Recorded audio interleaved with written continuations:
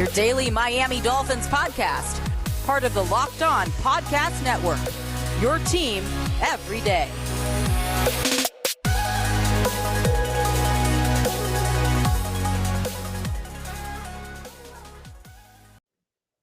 What's up, Dolphins fans, and welcome to this Tuesday, September 7th, 2021 recording edition of Locked On Dolphins.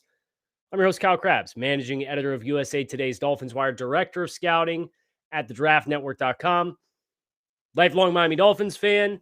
And if you're listening on the YouTube stream, and I see a couple of you guys trickling in, thanks as always for tuning in.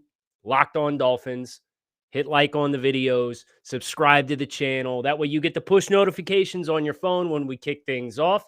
And if you just like listening as usual on the old podcast feed, you just keep doing what you're doing. It's great to see each and every one of you and appreciate you carving some time out of your day for Locked On Dolphins. Today's episode is brought to you by rockauto.com. Amazing selection, reliably low prices, and all the parts your car will ever need at rockauto.com. And I wanted to make sure that I got a video stream out for Monday afternoon / the Tuesday episode of the show, because we got some news this morning. We got some big news that the Dolphins had placed two notable members of their offensive depth chart on the reserve COVID-19 list, those being tight end Adam Shaheen and starting left tackle Austin Jackson. So this news is significant in that you may not have either of these players available to you for week one. It is kind of apparent that Adam Shaheen has not been shy about his stance with COVID vaccination, and therefore it's since been reported that he tested positive for COVID-19. So protocols indicate that he must be separate from the team for 10 days. What does that mean for Miami? And Brian Flores in the press conference kind of played a coy and said it's possible you might see both of these guys. I got the sense from listening to Brian Flores talk throughout the course of his press conference on Monday, it's gamesmanship time to the umpteenth degree, to the point in which he was asked why they only elevated one player from the practice squad as a COVID-19 replacement. And his response was, wait and see. He's not given anything out. So he's going to leave everything open, every possible outcome open, because he wants the Patriots to have to account for every possible iteration, which includes Austin Jackson and Adam Shaheen being available to play, even though it doesn't seem as though that's going to be really likely. Some comment questions. Chris wants to know early score prediction for Miami at New England. Come back on Friday. We'll do that on Friday. We'll do the deep dive on Friday. And throughout the course of this week, we're going to do offensive game plan tomorrow, defensive game plan, and then power to the pod / predictions for the game on Friday. So that's what the rest of the schedule is going to look like for us here on Locked On Dolphins. But Austin Jackson, it has not been defined whether or not this was a positive test.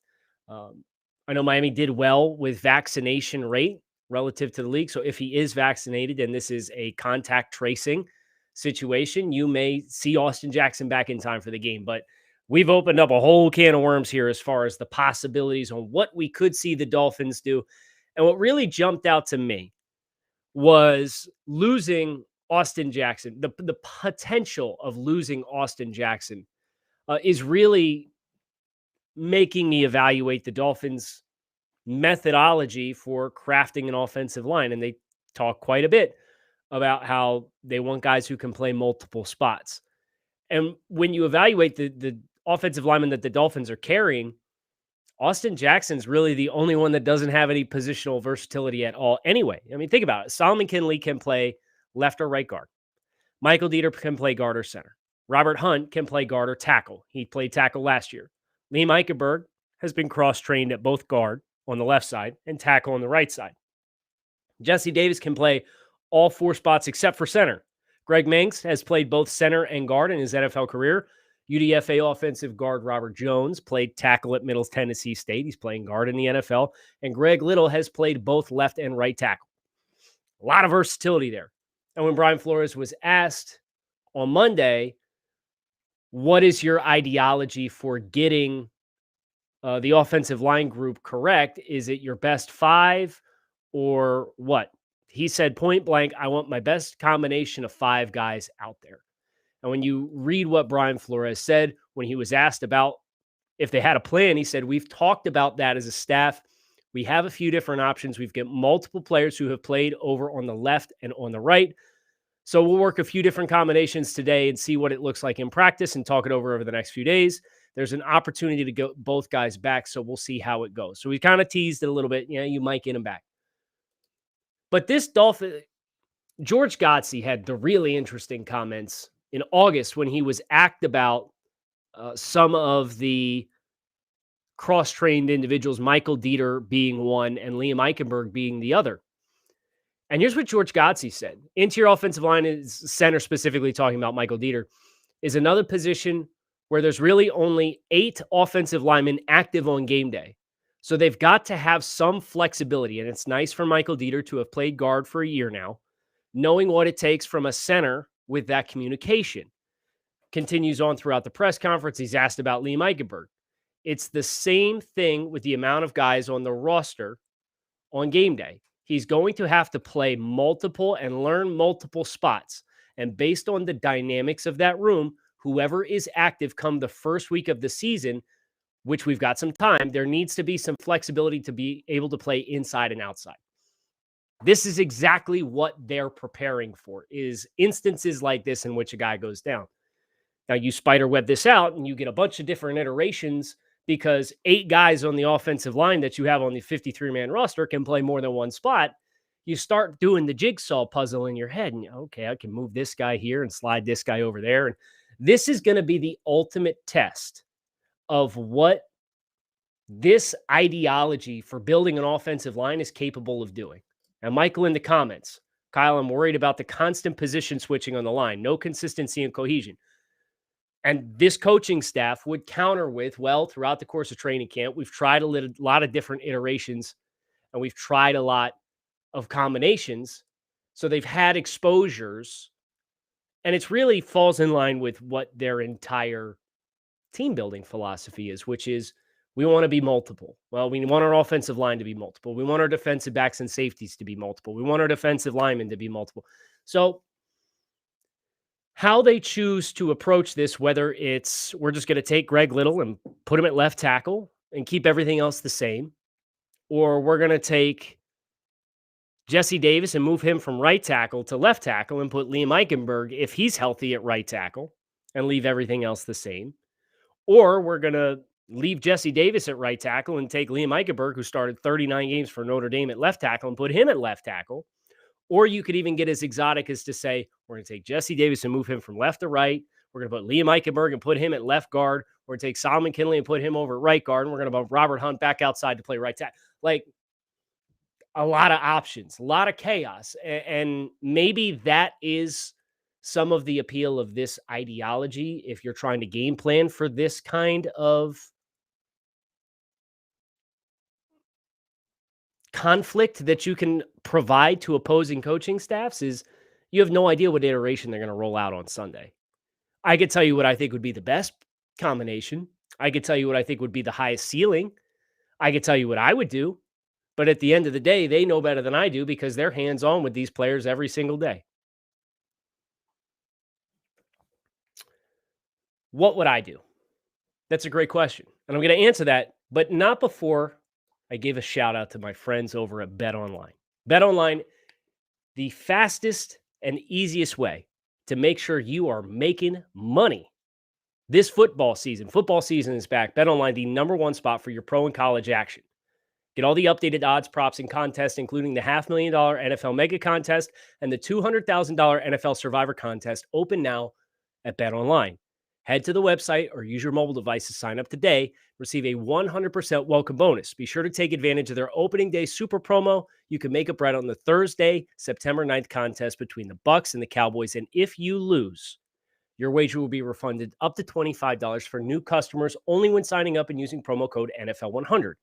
BetOnline is the fastest and easiest way to bet on all of your favorite sports action, from football, basketball, boxing, right down to your favorite Vegas casino games. Don't wait. Take advantage of the great offers available for the 2021 season. BetOnline, your online sportsbook experts. Promo code Locked On. Man, it is. I didn't even send any notifications out on Twitter that we were dropping a live stream tonight or this afternoon. And there's a bunch of you guys in the stream. So it's great to see each and every one of you. We're talking Dolphins offensive line. We're talking what combinations I would probably trend towards. I personally am of the school of thought that I don't want to change multiple spots.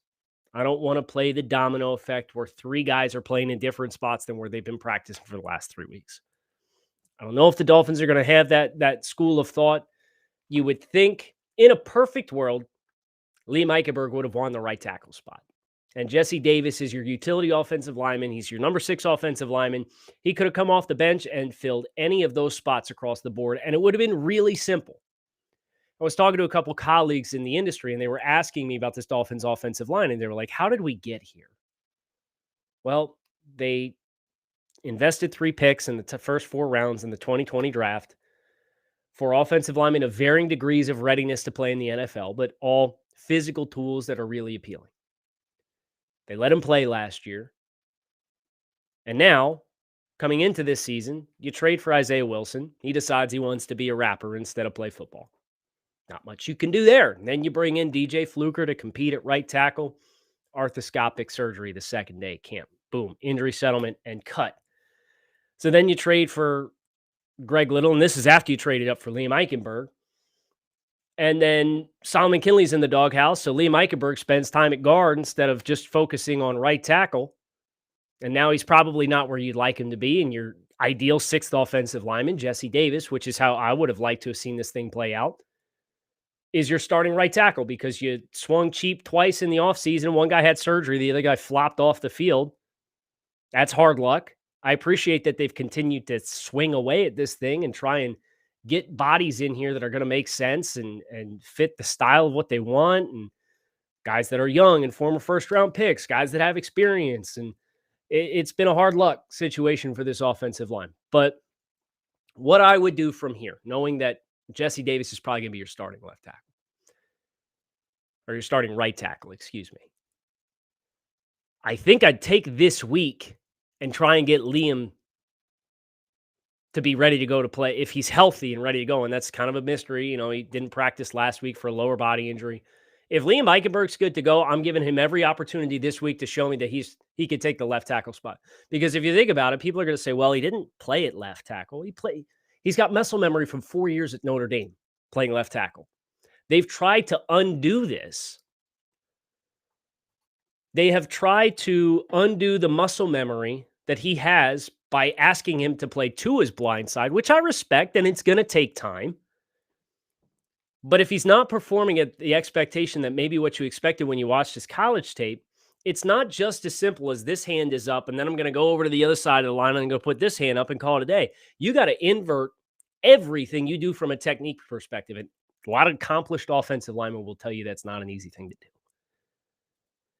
So from a muscle memory perspective, I almost feel as confident that Liam Eichenberg could step in at left tackle as he can anywhere else. And if you compare and contrast him with the other option, which is Greg Little, Liam Eichenberg got drafted at the end of April.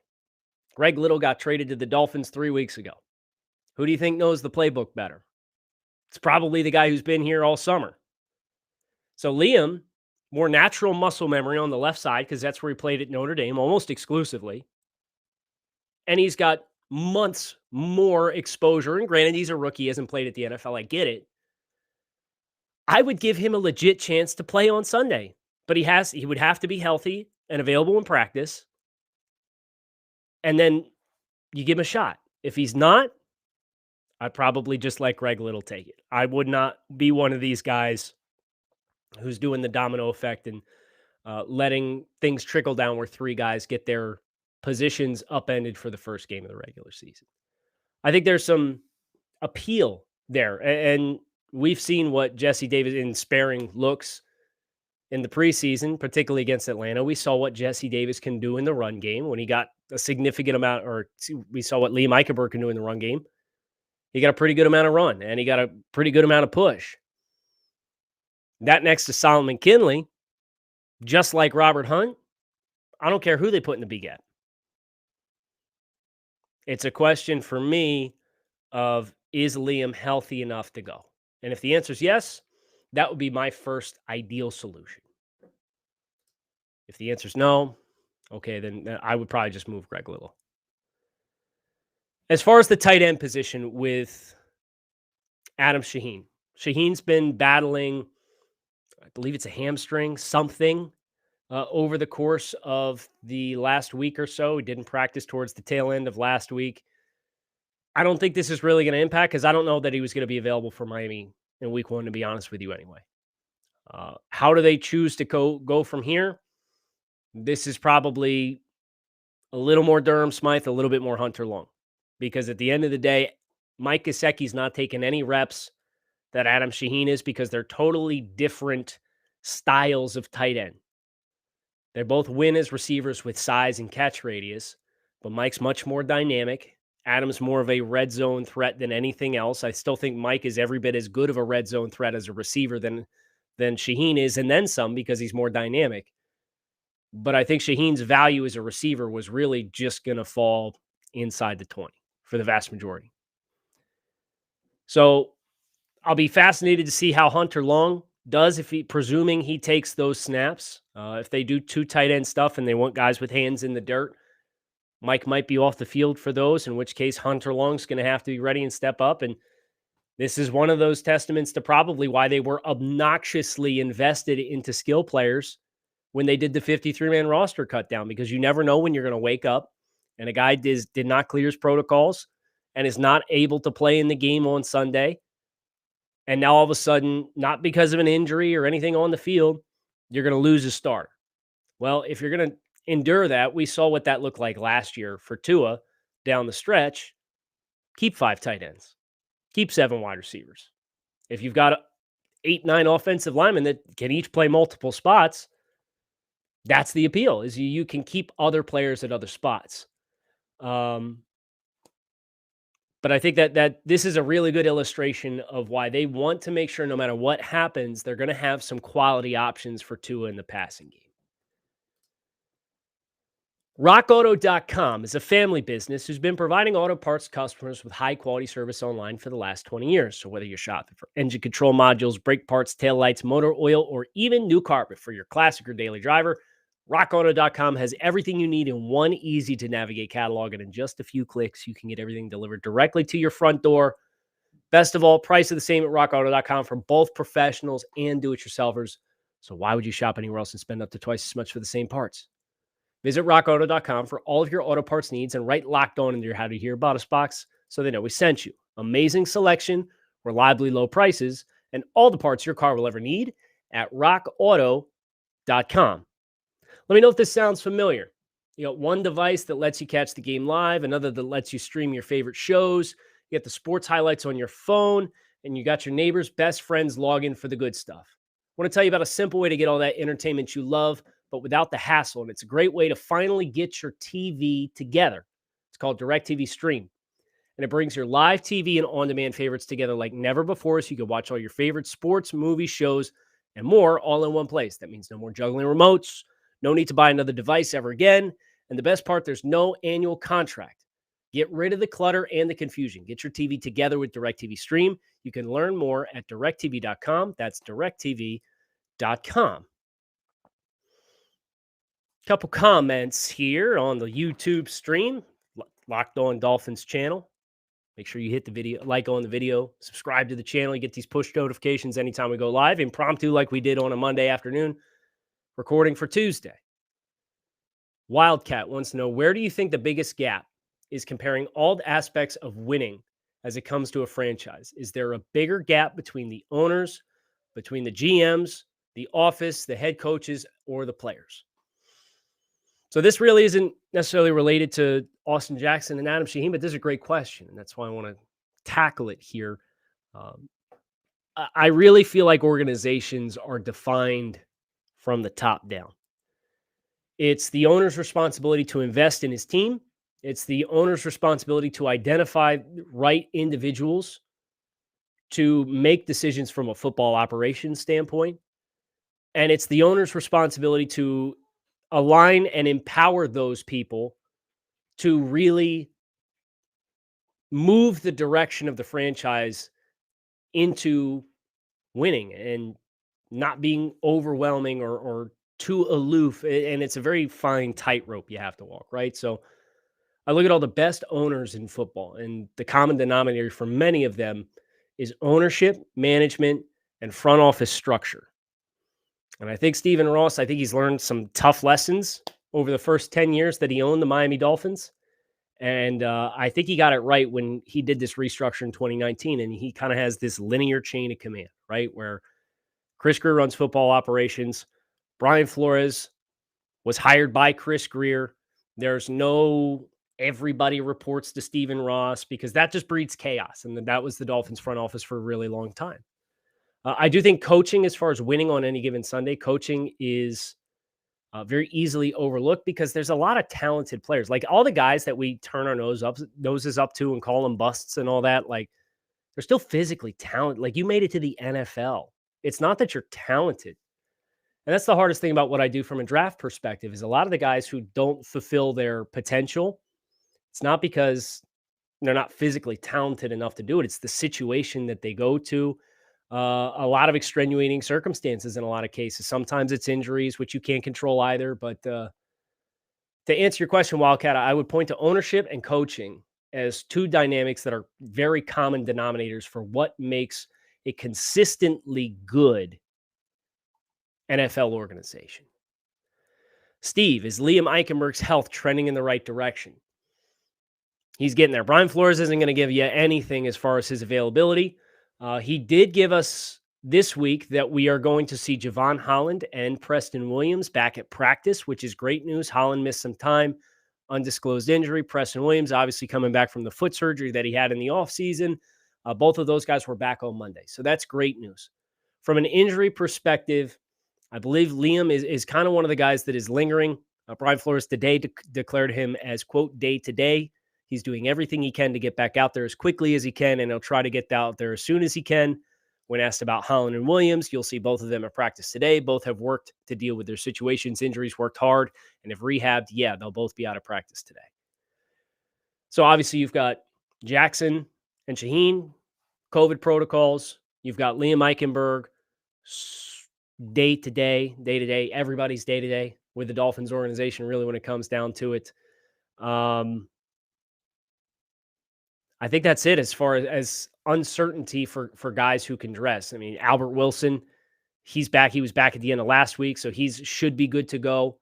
Obviously, Will Fuller with the suspension, so having Albert Wilson back is a really big deal to complement Jalen Waddle and his speed. So I feel pretty good from an injuries perspective. If Liam Eichenberg can be back, that's the icing on the cake because he would be the guy I would hope to see claim throughout the course of week of practice this week. Okay, all the assignments that you've been learning at right tackle, great. Just mentally flip the assignment instead of playing right tackle versus your body being used to playing left tackle and have to flip your technique. That's a little easier. Just to remember, okay, it's 24 versus 25, so I'm going this way instead of that way. Last thing that I wanted to get to today. It was a question that was brought up in the press conference that I really enjoyed, and I believe it came from Hal Habib.